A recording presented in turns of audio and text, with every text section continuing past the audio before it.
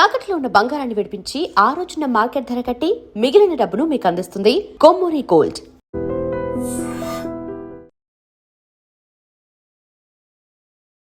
నమస్తే రమ్మ గారు. నమస్తే జయ. మనం రకరకాల కథలు చెప్పుకుంటాం కదా, అరిషడ్ వర్గాల మీద ఉన్న కథలు ఉన్నాయా? కామ క్రోధ లోభ మోహ మదమాత్సర్యాలు, ఈ 6 మన లోపల ఉంటాయి, మన చుట్టూతా ఉంటాయి. ఇక దాన్ని తప్పించుకోలేం మనం. వీటి మీద రకరకాల కథలు ఉంటాయి. ఎపిసినార్ కథలు చెప్పుకుంటామా? అవును. లోభం, ఈ తమ్ముళ్ళ మీద అసూయ, మాత్సర్యము, ఇట్లా. ఇప్పుడు మహాభారత కథలు చెప్పుకుంటాం, దుర్యోధనుడు భీముడు. అసలు కామ క్రోధ లోభాలు లేకుండా అసలు ఏముంది? ప్రతి లక్షణం ఉంటుంది. అందరిలోనూ ఉంటుంది. ఒక్కోదానికి ఒక్కో కథ చొప్పుని చెప్పుకుందాం. తప్పకుండా. అసూయ మాత్సర్యం మీద ఒక కథ చెప్దాం. ఇది బ్రహ్మదత్తుడు కాశీరాజ్యానికి రాజుగా ఉన్నప్పుడు బోధిసత్వుడు ఇక్కడ పుట్టాడు. ఆయన పుట్టిన క్రమం ఒక ప్రత్యేక గాథగా చెప్తారు. ఆ కాలంలోనట ఒక వైశ్య కుటుంబం ఉండేది, వ్యాపారస్తులు. ఈ వ్యాపారస్తుల కుటుంబంలో ఒక వైశ్య కుమారుడు 25-30 ఏళ్ళు ఉన్నాయి, వివాహమైంది. ఆయన భార్యకి పిల్లలు పుట్ల. చుట్టుపక్కల వాళ్ళంతా బాగా అనేవాళ్ళు, ఏంటి ఎన్నాళ్ళైనా పిల్లలు పుట్టట్లేదు. వాళ్ళకేమో 10-11కే పెళ్లి చేస్తారు. కాపురానికి వచ్చి 15 ఏళ్ళైనా పిల్లలు లేరు. బాగా అనేవాళ్ళు. ఈవిడ చుట్టుపక్కల వాళ్ళందరినీ చూసి ఎలాగైనా సరే ప్రెగ్నెన్సీ తెచ్చుకోవడానికి అవకాశం లేదు, నేను కడుపుతో ఉన్నానని చెప్పేసింది.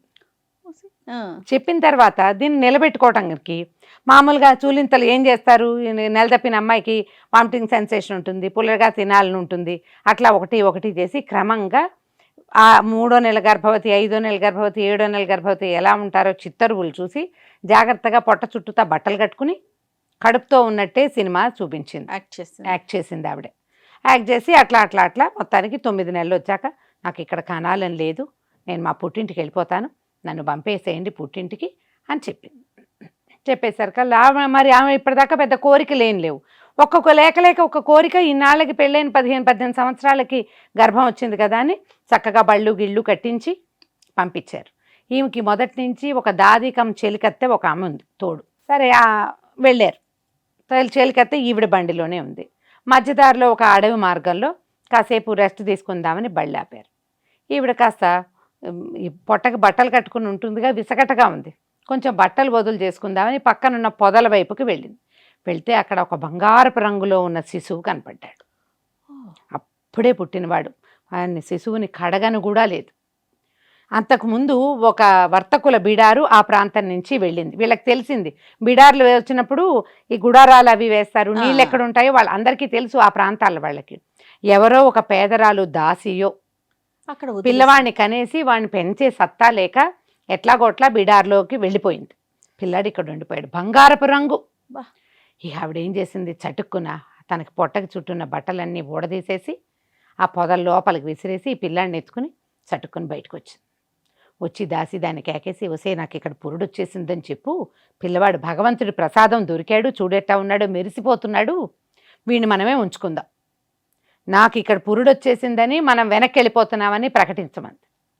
ఈ దాసి ఏం చేసింది, అమ్మగారు కనేసిందని కేకలు పెట్టింది.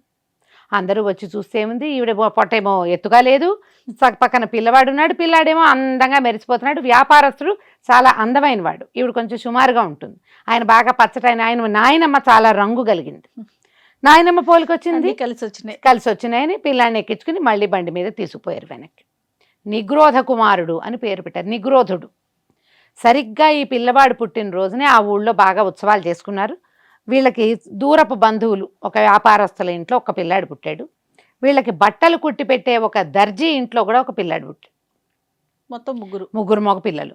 ఈ పిల్లాడాగానే వీడికేమో నిగ్రోధుడు అని పెట్టి, వ్యాపారస్తుల కుమారుడికి శాఖుడు, తర్వాత ఏమో దర్జీ కుమారుడికి పోత్రికుడు అని పెట్టారు పేరు. అయితే ఈ వ్యాపారస్తుడికి మాకొక్కడే పిల్లవాడు, లేక కలిగాడు, ఒంటరి పెంపకం ఏం బాగుంటుంది, 2-3 ఉంటే బాగుంటుందని ఆ దూరపు చుట్టాల అబ్బాయిని తమ ఇంట్లోనే ఉంచుకున్నారు. దర్జీ ఎట్లాగో వీళ్ళ వాకిట్లోనే బట్టలు కుడతాడు, ఆ చంటి బిడ్డ ఇక్కడే ఉండేవాడు. వీళ్ళు ముగ్గురు కలిసి ఉండేవాళ్ళు, బాగా కలిసి ఆడుకునేవాళ్ళు. పెద్దవాళ్ళు అయ్యాక చదువుకి బయటికి పంపిస్తుంటే ఈ నిగ్రోధుడు అన్నాడు, నేను ఒక్కడనే ఉండను, వీళ్ళు వస్తారు కదా, పోత్రికుడు చదువు ఖర్చంతా నాది, వీడు నాతోటే ఉంటాడని పోత్రికుడిని కూడా తీసుకుపోదాం అనుకున్నారు. శాఖుడికి డబ్బులు ఉన్నాయి, వాళ్ళ నాన్నగారు వ్యాపారస్తుడు కాబట్టి. ఈ నిగ్రోధుడు, శాఖుడు, పోత్రికుడు ముగ్గురు విద్యాభ్యాసానికి వెళ్ళిపోయారు. మొత్తం పోత్రికుడి ఖర్చంతా ఇతనే నిగ్రోధుడే భరించాడు. పోత్రికుడు చదువుకునేవాడు కానీ సాయంకాలం వేళ రాత్రిపూట కాళ్ళు పట్టేవాడు నిగ్రోధుడికి. ఎందుకంటే అతను పెద్దవాళ్ల కుమారుడు, చిన్నప్పటి నుంచి అతన్ని స్నేహితుడుగా ఉంటూ కూడా సేవకుడుగా కూడా ప్రవర్తించేవాడు. ఎంతో కొంత, కొద్దిగా ఎక్కువ కాదు కానీ ఉండేది. ఈ నిగ్రోధుడు ఆ చిన్న సేవని యాక్సెప్ట్ చేసి ఉంచుకునేవాడు. తర్వాత ఏమైంది, చదువు అయిపోయింది. అయిపోయాక వీళ్ళు తమ రాజ్యానికి బయలుదేరారు. ముగ్గురు బయలుదేరితే ఒక అడవి మార్గం, అప్పుడు ఏమిది, ఇది ఎక్కడికో గురుకులాలకు పంపేవాళ్ళు కదా, ఈ అడవి మార్గంలో ముగ్గురు నిద్రపోయారు, పడుకున్నారు. పడుకుంటే వీళ్ళు ముగ్గురు నిద్రపోతుంటే ఇతను ఏం చేశాడు, లేచి కూర్చుని పోత్రికుడు నిద్ర పట్టట్లేదని ఈ నిగ్రోధుడికి కాళ్ళు పిసుకుతుంటే వాళ్ళు పడుకున్న చెట్టు, ఏ చెట్టు కింద పడుకున్నారో ఆ చెట్టు మీద 2 పిట్టలు ఉన్నాయి. ఒక పిట్టేమో కింద శాఖ మీద ఉంది, కింద కొమ్మ మీద ఉంది. రెండో పిట్ట పై శాఖ, పై కొమ్మ మీద ఉంది. ఆ పైన ఉన్నది రెట్టేసింది, కింద పిట్ట మీద పడింది. పక్షి మీద పడేసరికల్లా పక్షి కయ్యమని పొట్టాడింది. ఎవరితో నువ్వు నా నెత్తి మీద రెట్టేస్తావా, అసలు నేను ఎలాంటి దాన్నో తెలుసా, నా జాతి తెలుసా నీకు, నన్ను గనక ఎవడైనా అమాంతం కాల్చుకు తిన్నాడంటే వాడికి 10,000 వరహాలు వస్తాయి, నాకు అంత మంత్రబలం ఉంది అని చెప్పేసరికల్లా పై పిట్టంది, నేను చూడలేదు నువ్వు నుంచున్నావని, అయినా నీ గొప్ప ఏమిటి, నేను ఇంకా గొప్పదాన్ని, నన్ను ఎవడైతే కాల్చుకొని తింటాడో, నన్ను కాల్చి కొవ్వును తిన్నవాడు రాజు అవుతాడు, మాంసం తిన్నవాడేమో సైన్యాధిపతి అవుతాడు, నా ఎముకల మీద ఉన్న మాంసాన్ని మాత్రమే తిన్నవాడు కోశాధికారి అవుతాడు తెలుసా, నాకు అంత శక్తి ఉంది. నేనే కాదు, మా తాత ముత్తాత మేమందరం అంతే. నీకు బోడి నువ్వు ఒక్క మంత్రపు పుల్లని పట్టుకున్నందుకు నీకు 10,000 వచ్చినాయి, రాజు అవటం, సైన్యాధిపతి అవటం, కోశాధికారి అవటం తక్కువ అన్నది. అనేసరికల్లా ఈ కింద కాళ్ళు పిసుకుతున్నటువంటి పోత్రికుడికి పక్షుల భాష క్షుణ్ణంగా వచ్చు, వీళ్ళిద్దరికీ రాదు. వాడు వినేశాడు మొత్తం. వినంగానే ఏం చేశాడు, చల్లగా కాలు పిసుకుతున్నాడంటే అక్కడేం పని లేదు, నిదానంగా చెట్టు పైకెక్కి ఏ పక్షి అయితే నన్ను తినవాడు రాజు అవుతాడని చెప్పిందో, ఒక అడవి కోళ్ళు అవి, ఆ పిట్టలు అడవి కోడి, ఆ కోడిని తింటారు. టక్కిన పైనున్న ఉత్తరీయం తీసి దాని మీద వేసి దాన్ని పట్టేసి కొద్దిగా నిప్పు రాజేసి పక్షిని కాల్చేశాడు. కాల్చి ఏం చేశాడు, ఆ కొవ్వు ఫ్యాట్ అంతా తీసి ఇతనికి తినిపించేశాడు, నిగ్రోధుడికి. ఇదిగో ఇది నీకోసమని చేతులు పెట్టాడు. శాఖుడికేమో మాంసం పెట్టాడు, తను ఎముకల మీద ఉన్న మాంసాన్ని మాత్రమే తిన్నాడు. తిని జరిగిందంతా ముగ్గురికి చెప్పాడు.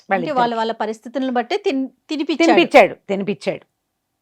ఎందుకంటే చాలా బుద్ధి కలిగిన వాడు, ఇతరులకు సహాయం చేసే గుణం ఉన్నవాడు అయినటువంటి నిగ్రోధుడిని రాజుని చేసే ఉద్దేశం ఉంది పోత్రికుడికి. సరే ఈ పని అయిపోయింది, తినేశారు. తిన్నాక మొత్తం చెప్తే నవ్వుకున్నారు. అవన్నీ అవుతాయా అనుకున్నారు. వీళ్ళు నడిచి వెళ్తూ ఒక రాజ్యంలోకి ప్రవేశించి ఒక ఉద్యానవనం ఏదో కనపడింది, అక్కడ పడుకున్నారు. అక్కడ ఆ రాజ్యంలో ఏమైంది, రాజుగారు మరణించాడు, సంతానం లేదు. సంతానం లేకపోతే వీళ్ళు మంత్రి గారు, తర్వాత మన పురోహితుడు ఏమి నిర్ణయించారంటే, ఊరంతా తిరుగుదాం, నిద్రించిన వాడెవడి కాలైనా పరీక్షించి, ఎవడి కాల్లో ఏకచక్రే మహాభోగి అంటారు, ఒక చక్రం ఉందో వాణ్ణి రాజుని చేద్దామని అనుకున్నారు. తెల్లవారుజామునే పటాలం మొత్తం బయలుదేరింది. వీళ్ళకి కాళ్ళు చాపుకుని పడుకున్న ప్రాణి ఒక్కటి కనపడలా. సగం ఊరు తిరిగారు. సగం ఊరు తిరిగితే అందరు కొంతమంది ముడుచుకుని డొక్కలు, చలికాలము కాళ్ళు ముడుచుకుని పడుకుంటారు కదా, ఎవరైనా పడుకుంటే ఎడ పడుకుంటారు, ఎవరు దుప్పటి కప్పుకోకుండా పడుకున్న వాళ్ళు కనపడరు. ఊరంతా తిరిగిన తర్వాత వీళ్ళకి ఏంది కనపడింది, ఉద్యానవనంలో 3 పిల్లలు, కుర్రవాళ్ళు, దుప్పట్లు లేవు, నేల మీద కాళ్ళు చాపుకొని పడుకుని కనపడ్డారు. ఈ యవనంలో ఉన్న పిల్లలకి అంత చలి అవి ఉండవు, పైగా వీళ్ళు బాగా నడిచి వచ్చారు, చల్లేదు, కాళ్ళు నిగడదని పడుకున్నారు. ఈ పడుకున్న 3 కుర్రాళ్ల కాళ్ళు పరీక్షించి, మధ్యలో పడుకున్న వాడి కాళ్ళు ఏకచక్రం ఉంది, వీడు మహాభోగాన్ని లేపి నువ్వే మా రాజు అన్నారు. లేపేసరికి ఆశ్చర్యపోయారు. కానీ వాళ్ళు మంది మార్బలం అంతా వచ్చేసారు, పల్లకీలు వచ్చినాయి, బట్టలు వచ్చినాయి, గిట్లు సమస్తమైనవి వచ్చేసినాయి. నిగ్రోధ కుమారుణ్ణి రాజుని చేశారు. ఎప్పుడైతే నిగ్రోధుడు రాజయ్యాడో శాఖుణ్ణి సైన్యాధిపతిని చేశాడు. అంతే జరిగింది. 2 పూటలు అన్నీ మొత్తం అంతా సెట్ అయ్యాక ఏమన్నాడు నిగ్రోధుడు, మనం ఇక్కడ ఈ రాజ్యంలో ఇంత గొప్ప పదవులు వచ్చినాయి, శాఖ నువ్వు ఇంటికి వెళ్ళి మన ఊరు వెళ్ళిపోయి మన అమ్మని నాన్నని, మా అమ్మని నాన్నని, మీ అమ్మని నాన్నని, వీడమ్మ నాన్నని అందరినీ తీసుకురా, మనం ఇక్కడే హాయిగా ఉండొచ్చు అనేసరికల్లా శాఖుడు అన్నాడు, నేను ఎట్లా వెళ్తాను, నేను సైన్యాధిపతిని, నా పదవికి చిన్న పని కదా అది, పరువు పోదు, సైన్యాధిపతిని ఇట్లా చిన్న పని మీద వెళ్తే నాకు కుదరదన్నాడు. అనేసరికల్లా ఇతను నిగ్రోధుడు ఏం చేశాడు, పోత్రికుడిని పిలిచి, పోత్రిక నువ్వు ఇంటికి వెళ్తావా, అమ్మ నాన్నలు అందరినీ తీసుకొస్తావంటే అలాగే. పోత్రికుడికి పదవి లేదు, ఖాళీగా ఉన్నాడు. పోత్రికుడు వెళ్ళాడు, ఊరు వెళ్ళాడు. వాళ్ళమ్మ నాన్న వీళ్ళమ్మ నాన్న ముగ్గురు అమ్మ నాన్నల దగ్గరికి వెళ్తే వాళ్ళేమో వాళ్ళు ఉన్నది మహాపురం, చాలా అద్భుతమైన ఊరు. ఎందుకురా నాయన, కొత్త ఊర్లో మేమేముంటాము, హాయిగా ఉండండి, వస్తూ పోతూ ఉంటాం, మీరు కూడా వస్తూ పోతూ ఉందరు, కానీ అక్కడ ఏదైనా ఉత్సవాలు చేసేటప్పుడు కబురు పంపండి, అప్పుడు మేము వస్తాము అప్పుడు, ఇప్పుడు మేము రాము, నువ్వు వెనక్కి వెళ్ళిపోమన్నారు. పోత్రికుడు వెనక్కి వచ్చేసాడు. వీళ్ళు కాశీనగరానికి రాజు అయ్యాడు. వీడికేమి ఇల్లు బాకిలి లేవు. పోత్రికుడు ఎక్కడికి వెళ్ళాలి, వెళ్తే రాజభవనంలోకి వెళ్ళాలి. ఇతనేమనుకున్నాడు, ఈ అలవిగాని వేళ రాజభవనంలోకి నిగ్రోధుడి దగ్గరికి ఎందుకు, శాఖుడు మన స్నేహితుడే కదా అని శాఖుడికి ఒక పెద్ద బిల్డింగ్ ఇచ్చారు. వెళ్ళి వాకిట్లో నిలబడి నేను శాఖుడు స్నేహితుడిని, వచ్చానని చెప్పండి అన్నాడు. లోపలికి వెళ్ళిన వాళ్ళు ఏం చెప్పారు, మీ స్నేహితుడండి, ఆయన ఎవరో పోత్రికుట్ట బయట నుంచున్నాడు అనగానే శాఖుడు కొళ్ళు మండిపోయింది. నేను సైన్యాధిపతిని, వీడేమో దర్జీ కొడుకు, వీడు నా స్నేహితుడా, పైగా అలా చెప్తాడా అని చెప్పి బయటకు వచ్చి, నీ దుఃఖం చోటు చెప్పుకో, మా ఇంట్లోకి అడుగు పెట్టడానికి వీల్లేదు అని, నువ్వు నాకు ఎంత ద్రోహం చేసావు, మిత్రద్రోహం, నువ్వే నాకు గనక కొవ్వు ఇస్తే గనక నేనయ్యేవాడిని కదా రాజుని, నువ్వు మాంసం ఇచ్చి నన్ను సైన్యాధిపతి పదవికి పరిమితం చేసావు, నిగ్రోధుడికి నాకు నీకు తేడా ఉంది, కాబట్టి నువ్వు నా స్నేహితుడివే కాదు, పో మా ఇంట్లో నుంచి బయటికి, మా ఇంట్లో అడుగు పెట్టడానికి వీల్లేదన్నాడు. అనేశాక భయం వేసింది శాఖుడికి. ఈ పోత్రికుడు చిన్నప్పటి నుంచి నిగ్రోధుడిని అంటకాగి ఉన్నాడు, ఒకవేళ వీడెళ్ళి చెప్తే అతను ఏం రియాక్ట్ అవుతాడోనని పోత్రికుడు వెళ్లే లోపల తనే గబగబా ఇతని మీద ఏదైనా చెడు చెప్పడానికి చకచకా వెళ్ళిపోయాడు రాజు దగ్గరికి, నిగ్రోధుడి దగ్గరికి వెళ్ళిపోయాడు. అంత సులువు కాదు రాజమందిరంలోకి వెళ్ళటం. వీళ్ళు ముందు నేను స్నేహితుడిని ఇతన్ని ఎట్లా రానివ్వలేదు, అతన్ని కూడా రానివ్వరు. ఈ గడపలన్నీ దాటుకుంటూ వెళ్ళి ఈ నిగ్రోధుడితో మాట్లాడే సమయానికి పోత్రికుడు కూడా వచ్చేసాడు. వచ్చేసరికల్లా పోత్రికుడు జరిగింది చెప్పాడు. మీ అమ్మా నాన్న, వీళ్ళమ్మా నాన్న, మా అమ్మా నాన్న కూడా రామన్నారు, నేను ధర్మశాలలో భోజనం చేశాను, శాఖుడి దగ్గర వాళ్ళ ఇంట్లో నిద్రించడం కోసం అతని భవనంలోకి వెళ్తే నువ్వు నాకు స్నేహితుడివే కాదు పొమ్మన్నాడు, ఇలా జరిగింది అని చెప్పేసరికల్లా నిగ్రోధుడికి విపరీతంగా కోపం వచ్చింది.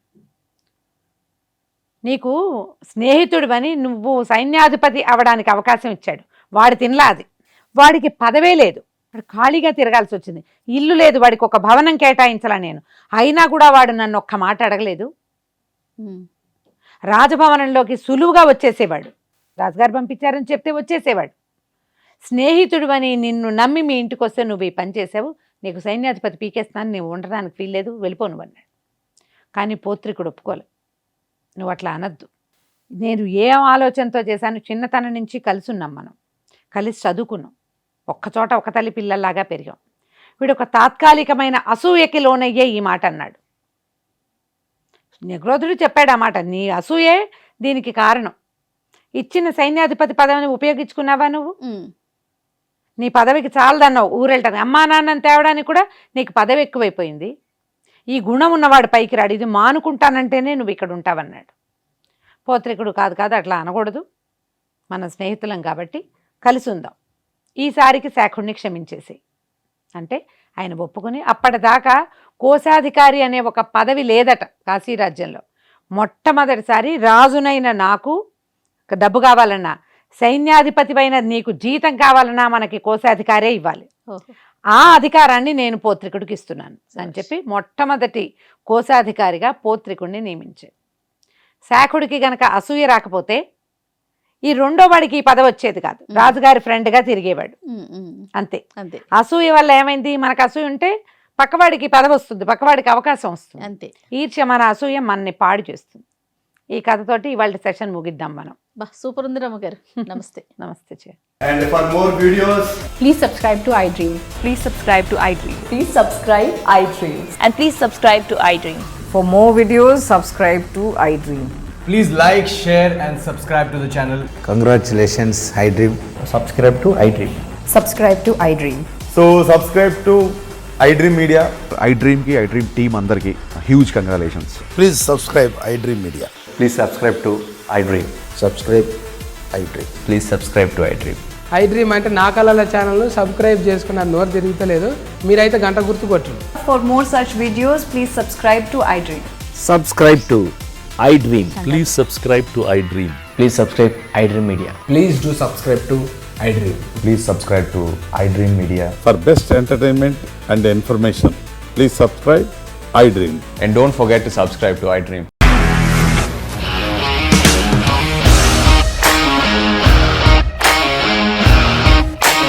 ఇండస్ట్రీలో కమిట్మెంట్ ఇష్యూస్ వస్తే నీకు కూడా వచ్చినట్టు మార్నింగ్ తీసుకెళ్ళాలంటే కొట్టి పడేస్తారు.